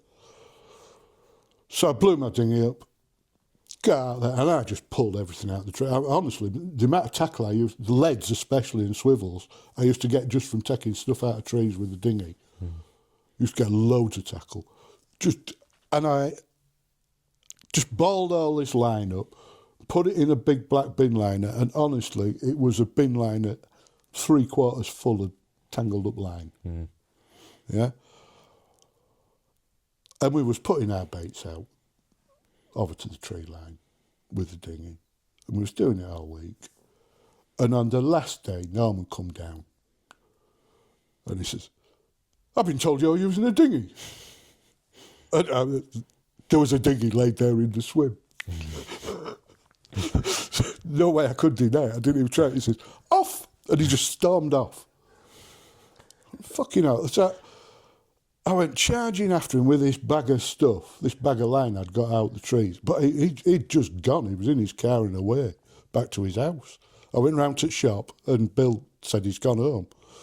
So I went round to Homersfield. First time I'd ever been there. He lived on the bank at Homersfield at one end, Norman. And I had this big bag I'm going to show him what I've done. A big bag of line. Knocked on his door and I heard these footsteps behind me. And I turned around and, can you remember how big Rottweilers used to be? Like Oman-sized Rottweilers. Yeah. He had one of them. I turned round and it jumped up and it put his paws on my shoulder. And I swear to you, he was looking down at me with his paws on my shoulders. But I could feel it was wagging its tail. So, you big daft bloody thing.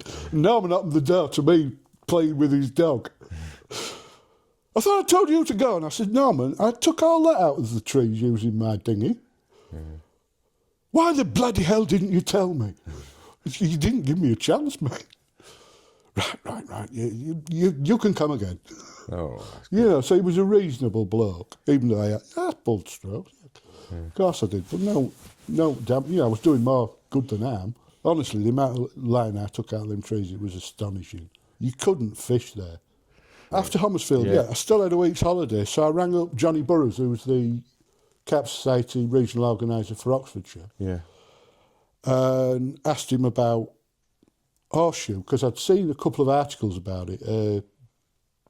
Dave Orris had written about it. And he's gorgeous, fully scaled mirrors and linears, and fancy a bit of that. And it was a prolific lake, like Homersfield was a prolific lake. Thousands of carp in there. And I says to Johnny, "You think I'll get away with using the dinghy?" He was one of the bailiffs on there.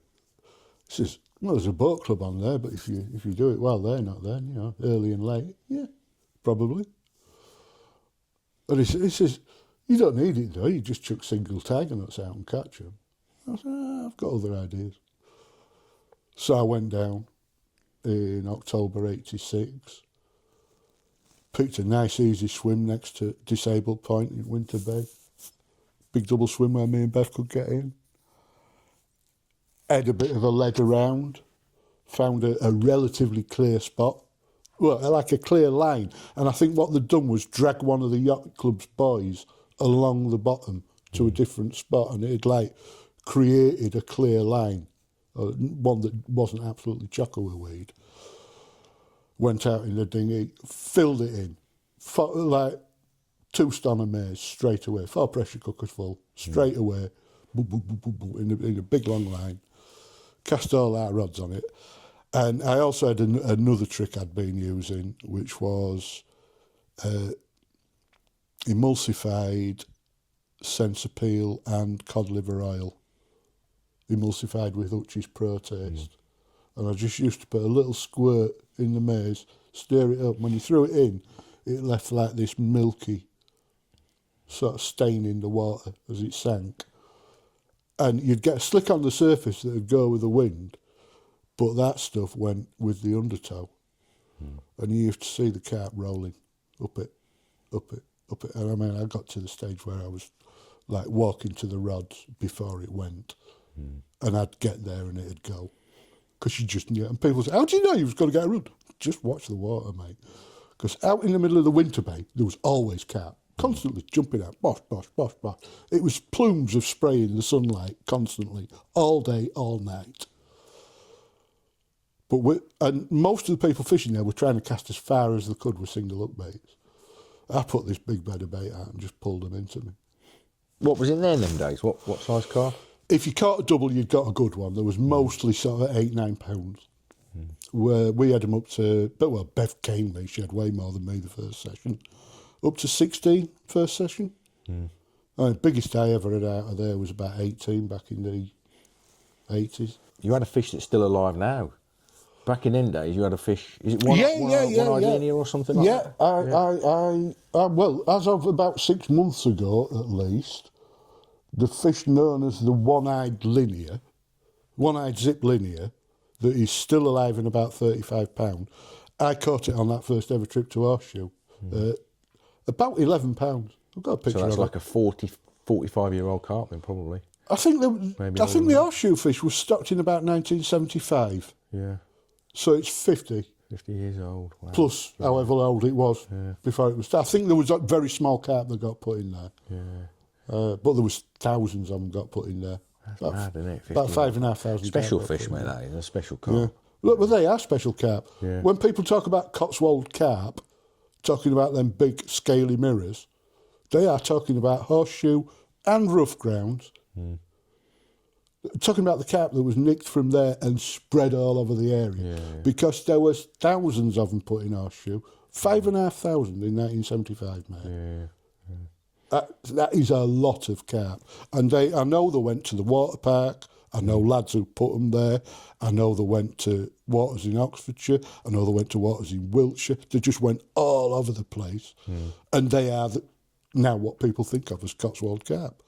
But yeah, that one-eyed lin, still alive now. Another history fish that I caught when it was little. Yeah. And you went to Vauxhall Lake and all, didn't you? Yeah, well, Johnny put me onto Vauxhall, which he'd had a 30 out of there at the time. There was some big 20s in there as well.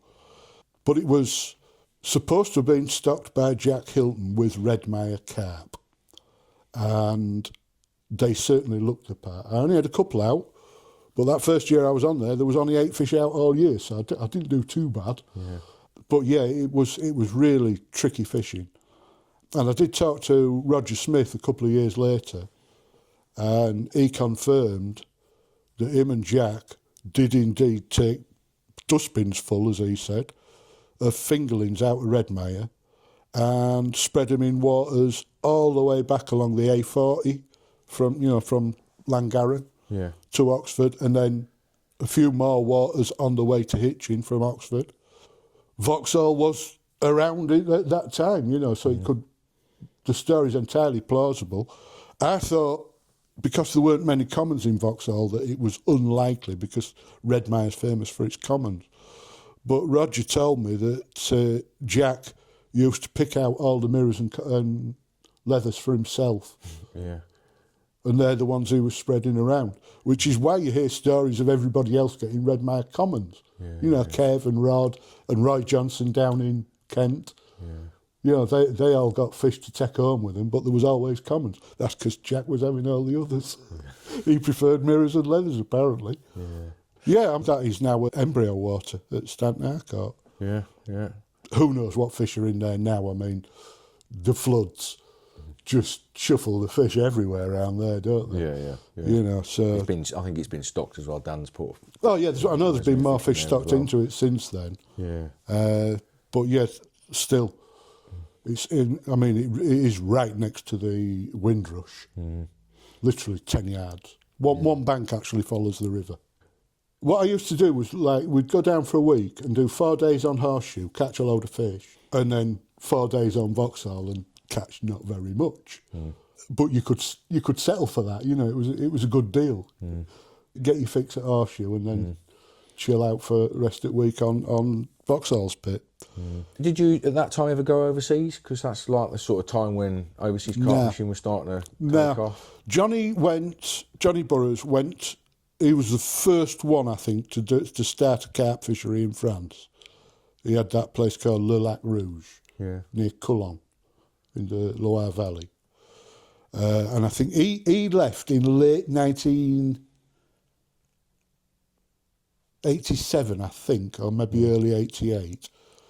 Because when we went to Horseshoe at the start of the season, me and Mackie were on there, and I went out, baited up with a dinghy like I always did, came back, and Ian Griffiths, the bailiff, came round and said, "Right, I'll be having your ticket now."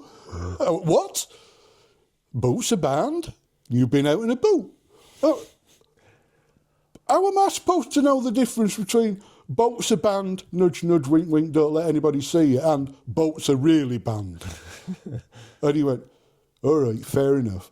Boats are banned from now." And we started spodding. I mean, these was a Gardner. The little black ones. The little rocket things. Yeah. What was it called? Gardner bait rocket? Yeah. Bait rocket, I think. I know John Bryn invented the... Yeah, I met John Bryn that first session at Horseshoe, but he was just coming up with them... it was electrical ducting he used, wasn't it? Yeah, they were white, weren't they? Yeah, with the fins on and everything. No, I was using a Gardner bait rocket, the old black one, that you could only fill about a third full or everything fell out. The wobbled like buggery. And that 2-stone amaze that used to take 5 minutes to put out in a dinghy took 6 hours to spread out. And me and Mackie was just like doing half an hour each. To be fair, it made the fishing more consistent, keeping the bait going in.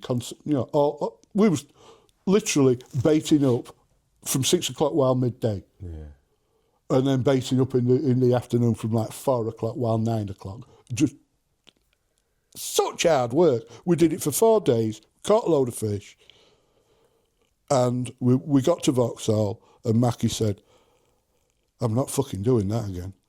And I thought, no, neither am I. And we didn't go back. That's how I ended up fishing in the Trent Valley that year. Not being able to use the boat on Horseshoe, bugger that. Carp fishing's too hard work doing that. And in the Trent Valley, it was Manor Farm. Manor House Lake. Manor House, yeah. sorry. And that was owned by a lady, wasn't it? A woman in the house. I went there with Rob Hughes once. it was started by a guy called Walter Bowers. So it was probably her husband then, Yeah. He was, and he died, and Dorothy ran it after him. Yeah, that's I'm Dorothy. Doc Bowers. Yeah, that was her. Yeah. Well, he was actually one of my mates. I'd met him on Sanderson's Pond in 1984 when I was poaching on there during the miners' strike. Yeah. During the winter when I was at college and I couldn't afford to travel back and forth to college, I was living on Sanderson's Pond at night. Everybody knew I was there. Yeah. Nobody gave a bugger. Yeah, I'd met this lad called, can't remember his real name, Chris Eggison. Yeah. Everybody called him Eggy. He was only about 13. He was really keen, caught way more than I did that winter, because he was just coming down and chasing them around lake wherever they showed, where I was basically camping at one end, living there. And he was a real nice lad. And I saw him like several years later, and he'd been catching these big, like 20-pound plus commons. Where are you having them from? Manor House Lakes. What, that day only place, that match place? Yeah. My granddad texts me. Oh, right. There was lovely fish. And obviously when we decided we weren't going to do the back-breaking work at Horseshoe anymore, I needed somewhere else to go, so I decided to give that a go. And I rang Dot, and I asked her if it was all right for me to camp on field next to her house at night, because there was no night fishing. You know, just put my bivvy up. She said, yeah. So I went down and I just did midweek. I never fished a weekend on there because it was always busy with match anglers. I just did midweek, Monday to Friday. And I couldn't believe how many fish I was catching. I was just using tiger nuts. I was spodding them. I wasn't doing it hard though. It was like, just, honestly, that Gardner spod again, if you filled it a third full, that was about the maximum you could put in. Just one spod and a cast next to it, of tiger nuts. And just so many fish. I couldn't believe how many fish I was catching. Right through the middle of the day. You know, you didn't need to night fish on there because you caught so many in the middle of the bloody day. And they were nice fish as well. But I was after this 20-pound common and I didn't catch one. I did have a 20 by the end of the week. And I decided to fish it the following year as well. But by then I was doing weekends on the A1 pits where you could fish the nights. Didn't do many, I only did 2 or 3 weekends on there. But I had the big common out of there. I had a 23.6 personal best common. I think might have been a late record common at the time. That was in 89. Would have been around that time, mate. Definitely, I would have thought.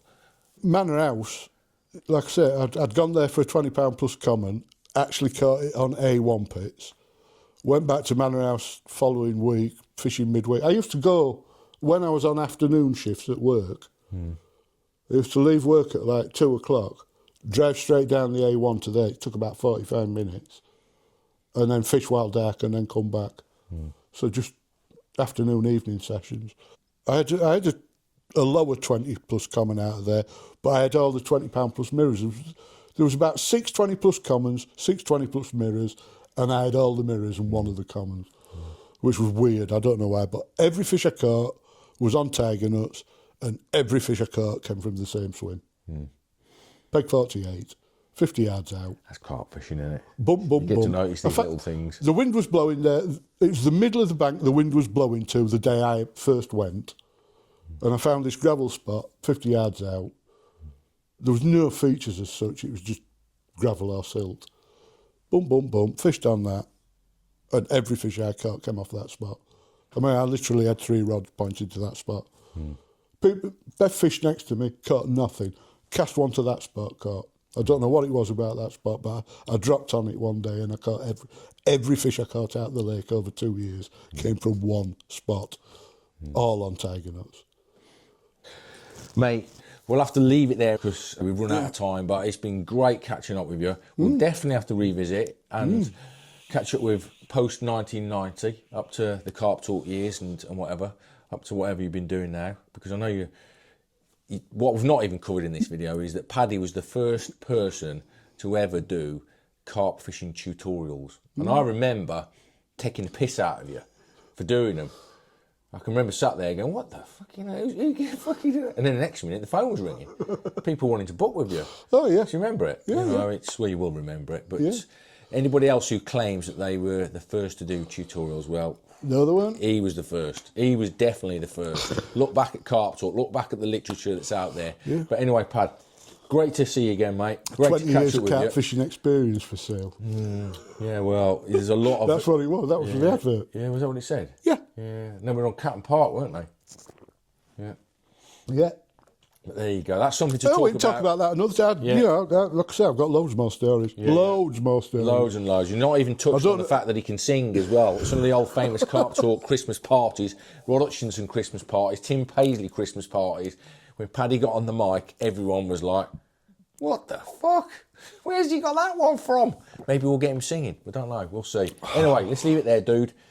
Catch up with you again real soon, mate. Thanks for catching up with us today. And I hope you guys out there have enjoyed listening to Pad talk about What do you mean, like the early... £10, £20, £30 fish? I remember that video. Anyway, you won't shut up now, right? We're going to cut it there. We'll catch up with Paddy again real soon. I hope you guys have enjoyed watching, and I shall see you again next Wednesday for another free upload. Catch you soon. Leave it there, dude. Hey, you harped on loads. You really have. I told you I would. Yeah, yeah.